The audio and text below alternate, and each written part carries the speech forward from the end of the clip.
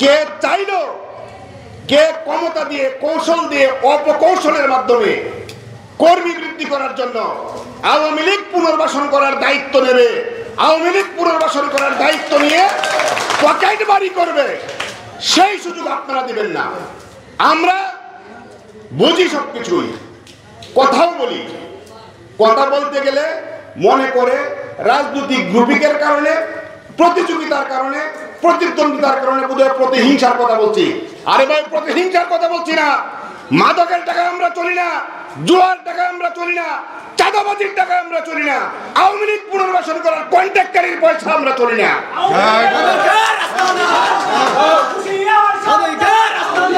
একটা স্লোগান ইদানিং ইন্টারনেট জগতে খুব ভাইরাল হচ্ছে, ইন্টারনেট জগতে, এবং এখানে ছেলেরা ওই যে তানভীর সোহেল স্লোগানটা দিয়েছিল, দিল্লি গেছে স্বৈরাচার, পিন্ডি যাবে রাজাকার।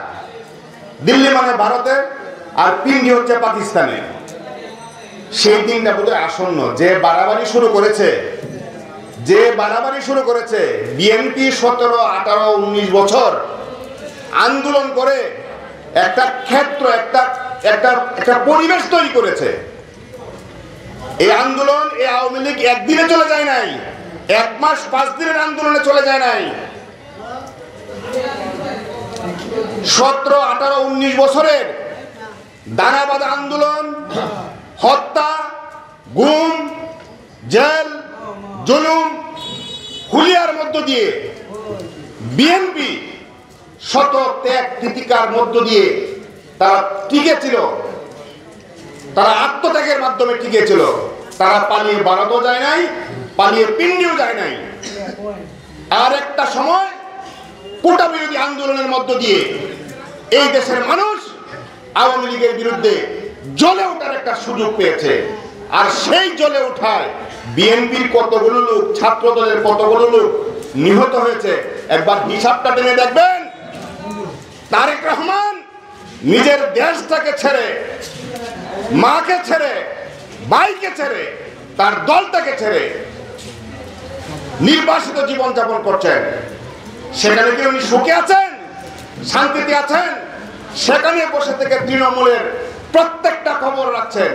বিএনপি কোন পথে পরিচালিত হবে, আন্দোলন কোন দিকে যাবে, রাজনীতি কোন দিকে যাবে, আওয়ামী লীগের অপকর্মের জবাব কিভাবে দিতে হবে, এই স্বৈরাচারের বিরুদ্ধে এই দেশের মানুষকে গণতন্ত্র প্রতিষ্ঠায় কিভাবে ঐক্যবদ্ধ করতে হবে, সেই নেতৃত্ব তিনি সেখানে বসে দিয়েছেন।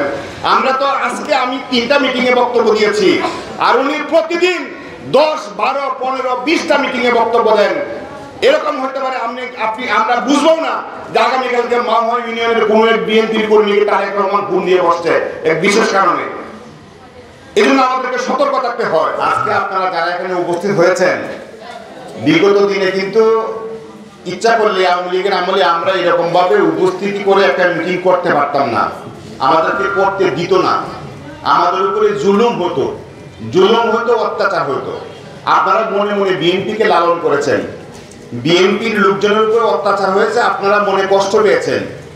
আমরা অত্যাচারিত হয়েছি, মার খেয়েছি, হামলা খেয়েছি, মামলা খেয়েছি। আপনারা ঘরে বসে থেকে আপনাদের মনে কষ্ট লেগেছে, আপনারা দোয়া করেছেন, আপনারা মনে মনে জিহাদ করেছেন, আওয়ামী লীগের অত্যাচারকে ঘৃণা করেছেন। আর আপনাদের জিহাদ, আপনাদের দোয়া, মানুষের ত্যাগ তিতিক্ষা, আওয়ামী লীগের অত্যাচার নির্যাতনের পরিস্থিতিতে অতিরিক্ত করলে যা হয় তার ফল তা হয়েছে, এক কাপড়ে না খেয়ে দেশ ছেড়ে পালাতে হয়েছে। আজকে শ্রদ্ধার সঙ্গে স্মরণ করছি এই এলাকার একজন বিশিষ্ট লোক, নজরুল্লাহ সাহেবের কাছে খুব শুনতাম ফখরুদ্দিন সাহেবের কথা। সেই ফখরুদ্দিন সাহেব এই উর্বর মাটির সন্তান। আর কিছুদিন আগে আমাদের ছেড়ে চলে গিয়েছেন আমাদের বিএনপির আরেক ভাই আব্বাস সরকার সাহেব। ওনাদের সঙ্গে আমাদের বিএনপির একটা গভীর সম্পর্ক ছিল। আরো বিএনপির রাজনীতি করতেন এরকম নাম না জানা অনেক ভাই যারা আজকে বিএনপি করতেন, কিন্তু বিএনপি আজকে এই আওয়ামী লীগ বিচারিত হয়ে বিএনপি রাজপথে মাঠে ময়দানে কথা বলতে পারবে, এই সুযোগটা যারা দেখে যেতে পারেন নাই, যারা মৃত্যুবরণ করেছেন তাদের আত্মার মাগফিরাত কামনা করছি। আর এই ইউনিয়ন থেকে, এই ইউনিয়নের আওয়ামী লীগের কুলাঙ্গার কিছুদিন আগে ফেসবুকে পোস্ট দিয়ে আর নিষিদ্ধ ছাত্রলীগকে সুসংগঠিত করার জন্য একটি পোস্ট দিয়েছিল, তারপরে এই ইউনিয়নের লোকজন তাকে পেলে উচিত শিক্ষা দিত বলে আমার কাছে মনে হয়েছিল। তার নামটা বললাম না, আপনারা জানেন, ভাইরাল হয়েছিল। তো আমি মনে করি আজকে এই বৃষ্টি বাদলের দিনে সন্ধ্যার পরে আপনারা এখানে যারা এসে উপস্থিত হয়েছেন, আমরা বিএনপির লোকজন আমরা এসেছি, আমরা সভা করছি, বিএনপির লোকজন আরো আসবে। আমরা কি বললাম এটা বড় বিষয় না, আমাদের চেয়ে আপনাদের সংখ্যা বেশি, আমরা নেতার সংখ্যা কম, জনগণের সংখ্যা বেশি।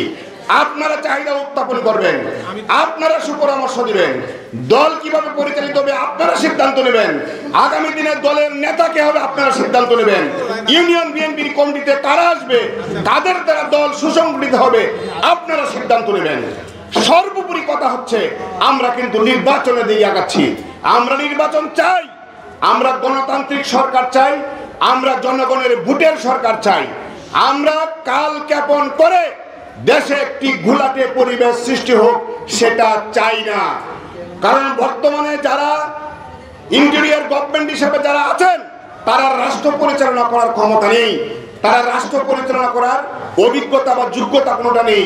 তারা একটি আপৎকালীন সরকার, সেই আপৎকালীন সরকারকে আমরা রাষ্ট্রের একটি বিশেষ ক্রাইসিস মুহূর্তে তাদেরকে আমরা দায়িত্ব দিয়েছি। তার মানে এই নয় যে তারাই দায়িত্বে থাকবে, তার মানে এই নয় তাদের গাড়ে ভর করে দেশে কেউ অশৃঙ্খল বিশৃঙ্খল দেশের আইন শৃঙ্খলা পরিস্থিতি নষ্ট করার চেষ্টা করবে। একটি বক্তব্য এসেছে যে একজন মানুষকে নারকীয়ভাবে মধ্যযুগীয় বর্বরীয় কায়দায় পাথর মেরে একটা লোককে হত্যা করা হয়েছে, কিন্তু সেই দিন যুব দলের এক নেতাকে জামাত শিবিরের কর্মীরা তাকে হত্যা করেছে রক কাটার মাধ্যমে, রক কেটে দিয়েছে। তার বিরুদ্ধে তো আপনারা এইভাবে প্রতিবাদ দেখান নাই। যা এই পাথর মেরে হত্যা করা হয়েছে এটা কি বিএনপির লোকজন করেছে? বিএনপির লোকজনকে সাফাই গাচ্ছে যে বিএনপির যুব দলের লোক যদি কেউ করে থাকে তাকে ছাড় দাও, তাকে ছেড়ে দাও, তাকে কেউ ভালো বলেছে? তার বিরুদ্ধে সাংগঠনিক ব্যবস্থায় শুধু নেওয়া হয় নাই, দলীয়ভাবে তার বিরুদ্ধে পুলিশ প্রশাসনের কাছে, আইন শৃঙ্খলা বাহিনীর কাছে অনুরোধ করা হয়েছে তাকে দ্রুত গ্রেপ্তার করে আইনের আওতায় আনার জন্য, এবং তাদেরকে গ্রেপ্তার করা হয়েছে। আমরা সেই ঘটনার নিন্দা জানাই, বিচার চাই। কিন্তু আগামী দিনের জন্য আপনাদেরকে প্রস্তুত থাকতে হবে যাতে কোনো অপশক্তি যারা নির্বাচনকে বিলম্বিত করতে চায়, যারা চায় না যে আগামী কয়েক বছরের মধ্যে নির্বাচন হোক, যারা চায় না নির্বাচন না হওয়ার সংস্কৃতি সৃষ্টি হোক, যারা চায় নির্বাচন না হওয়াতে দেশে একটি বিশৃঙ্খল পরিবেশ সৃষ্টি হোক। আরে ভাই, এক বক্তা বলেছেন দেশ কি তারেক রহমান চালাচ্ছে? দেশে কোনো বিশৃঙ্খলা সৃষ্টি হলে সেটার দায়ী দায়িত্ব কি তারেক রহমানের? সেটার দায়ী দায়িত্ব কি বিএনপির? আসুন ভোটে আসুন, ভোটের মাধ্যমে যদি দেশের মানুষ, দেশের জনগণ তারেক রহমানকে, বিএনপিকে রাষ্ট্রীয় ক্ষমতায় অধিষ্ঠিত করে, তারপরে যদি দেশে কোনো ঘটনা ঘটে সেই ঘটনার দায় অবশ্যই বিএনপি নেবে। বিএনপি নেওয়ার মতো কোনো ঘটনা যদি ঘটে সেই বিচার যদি করার দায়িত্ব জনগণ বিএনপিকে দিয়ে থাকে, বিএনপি অবশ্যই দায়ী নেবে, অবশ্যই বিচার করবে। আসুন আমরা অতি দ্রুত সময়ের মধ্যে একটি নির্বাচনের রোডম্যাপ ইতিমধ্যেই এই সরকারের প্রধান উপদেষ্টা দিয়েছেন, আমরা সেই রোডম্যাপ ধরে এগিয়ে যাচ্ছি।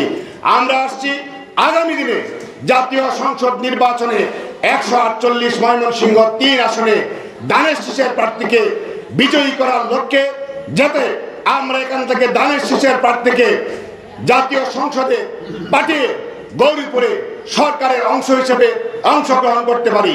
আর সেই হিসেবে আপনাদের সামনে আমরা একজন প্রার্থী নিয়ে আসছি, আমাদের জননেতা হাফেজ আজিজুল হক ভাইও দানের শীষের একজন প্রার্থী হিসেবে আপনাদের সামনে এসেছে। সর্বোপরি কথা হচ্ছে আগামী দিনে গৌরীপুরের নির্বাচনী আসনে দানের শীষের প্রার্থীকে বিজয়ী করে সমস্ত অপশক্তি, সমস্ত ষড়যন্ত্র, সমস্ত দুঃশাসন, সমস্ত মিথ্যা, সমস্ত অপশক্তির বিরুদ্ধে জাতীয়তাবাদী শক্তিকে, ইসলামী মূল্যবোধের শক্তিকে আগামী দিনে এই দেশের ক্ষমতায় প্রতিষ্ঠিত করতে হবে। এই দেশের মানুষ, এই দেশের ধর্ম, এই দেশের মানুষের মূল্যবোধকে এগিয়ে নেওয়া এবং এই দেশের জাতীয়তাবাদী বাংলাদেশের জাতীয়তাবাদকে প্রতিষ্ঠা করার প্রত্যয়ে আগামী দিনে সকলকে এক থাকতে হবে। সমস্ত ভেদাভেদ, সমস্ত কুন্দল, সমস্ত দ্বন্দ্ব সংঘাত ভুলে গিয়ে এক হয়ে কাজ করতে হবে। বিএনপির ৩১ দফা, তারেক রহমানের ৩১ দফা বাস্তবায়ন করার জন্য সকলের সুস্বাস্থ্য দীর্ঘায়ু কামনা করছি। সকলকে ধন্যবাদ। খুদা হাফেজ। বাংলাদেশ জিন্দাবাদ, বাংলাদেশ জাতীয়তাবাদী দল জিন্দাবাদ, শহীদ জিয়া অমর হোক, খালেদা জিয়া জিন্দাবাদ।